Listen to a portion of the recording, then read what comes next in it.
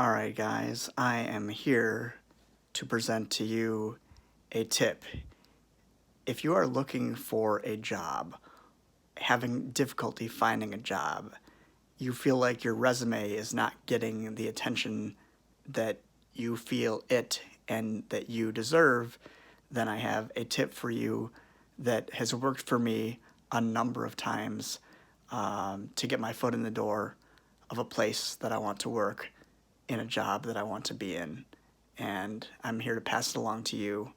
And I promise you that if you are looking for a job, unable to find one, and you put this to the test and practice it and continue to do it time after time after time, you will find a job sooner rather than later. In fact, way before you think. And just so we're clear, I'd like you, after you've done it 10 times, I'd like you to come back to this video and tell me whether or not what I said was true.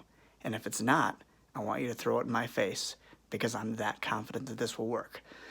So the tip is basically this, that when you look for a job and you apply for the job, let's say you submit a resume online, I want you to find out, like you could look on the job description, or maybe you just look on the company's website, you find out who either the HR person is and or the person in charge of actually hiring for the position. It could be the head of a department or it could be somebody else, but usually there will be a name attached to the job posting that it'll be clear that that person is in charge of the hiring and reviewing all the resumes.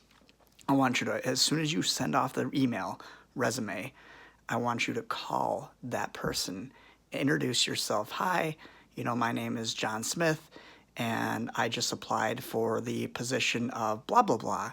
And I just want to, this is what you say, I just want to verify that you got my resume and application. Just want to make sure that it didn't fall through the cracks. I'm not sure if it was submitted properly. And that's not a lie. I mean, you don't know when things are submitted electronically. You never know if they went to the right place.